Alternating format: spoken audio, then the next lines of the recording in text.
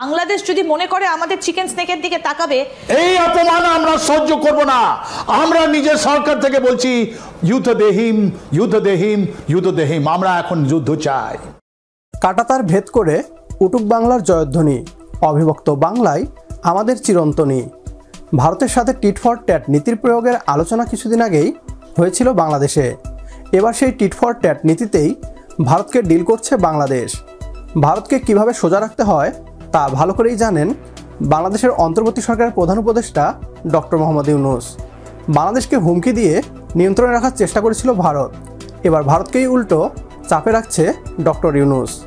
বেশি বাড়াবাড়ি করলে বাংলাদেশ যে কী করতে পারে তার একটা ছোট্ট ট্রেইলার পাকিস্তানের সেনাবাহিনীর দ্বিতীয় সর্বোচ্চ জেনারেলকে এনে দেখালেন তিনি।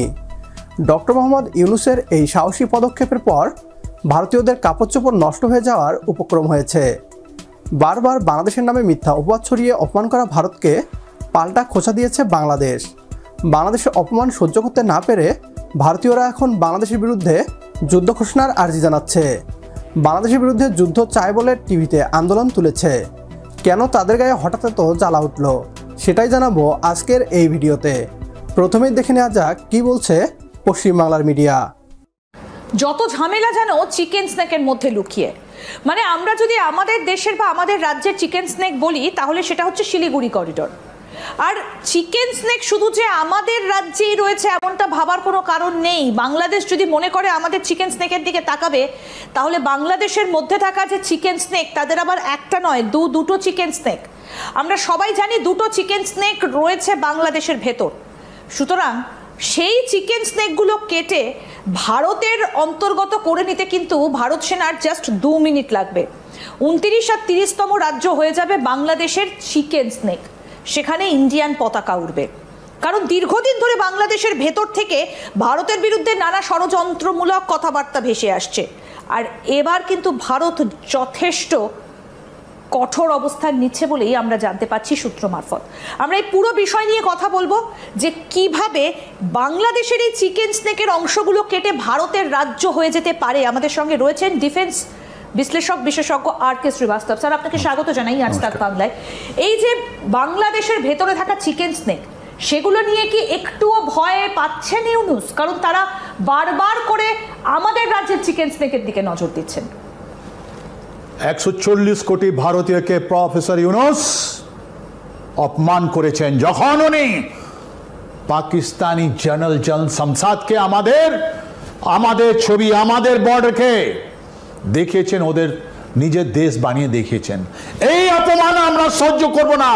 আমরা নিজের সরকার থেকে বলছি যুদ্ধ দেহিম, যুদ্ধ দেহিম, যুদ্ধ দেহিম। আমরা এখন যুদ্ধ চাই।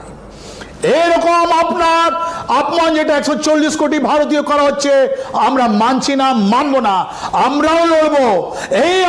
এই যে করেছেন প্রফেসর ইউনূস, ওর জবাব আমাদেরকে দিতে হবে। যদি আমরা একটা স্বাভিমানী দেশ হয় তাহলে আমরা জবাব দেব। বাংলাদেশের পতিত সরকারকে আশ্রয় দিয়ে ভারত বাংলাদেশকে নিয়ে নতুন খেলার পরিকল্পনা করছে। ভারত ভেবেছিল নতুন বাংলাদেশ তা বসে বসে দেখবে। বাংলাদেশের অন্তর্বর্তী সরকারের প্রধান উপদেষ্টা ডক্টর মোহাম্মদ ইউনূস জানেন কোন রোগের কী ঔষধ। পাকিস্তানি জেনারেলের সাথে বৈঠক করে তিনি ভারতকে বার্তা দিলেন, বেশি উড়লে ডানা কেটে দেওয়ার ক্ষমতা বাংলাদেশের আছে। 7 সিস্টার্স দখলে নিবে বাংলাদেশ। এতদিন এটা কেবল মুখের কথা ছিল, তবে প্রয়োজনে যে করে দেখাতেও পিছপা হবে না সেটাই দেখালো নতুন বাংলাদেশ। পুরো বিশ্বের সামনে পাকিস্তানের জেনারেলের হাতে অবিভক্ত বাংলাদেশের ছবি উপহার দিয়ে বাংলাদেশ ভারতকে এমন বার্তাই দিয়েছে বলে দাবি ভারতীয় মিডিয়ার। বাংলাদেশের হাতে এমনভাবে চরম অপমানিত হওয়া কোনোভাবেই মেনে নিতে পারছে না তারা, তাই যুদ্ধের ডাক দিচ্ছে। ভারতীয়দের বলতে চাই, আপনারা যুদ্ধ করতে আসলে আমরা কি বসে থাকব? এই সুযোগে 7 সিস্টার্স সহ পশ্চিমবাংলা দখল করে ইংরেজদের ঐতিহাসিক ভুল শুধরাবে বাংলাদেশ। একমত হলে কমেন্ট বক্সে ইয়েস লিখে জানিয়ে দিন আমাদের।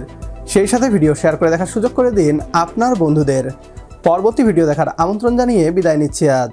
আল্লাহ হাফেজ।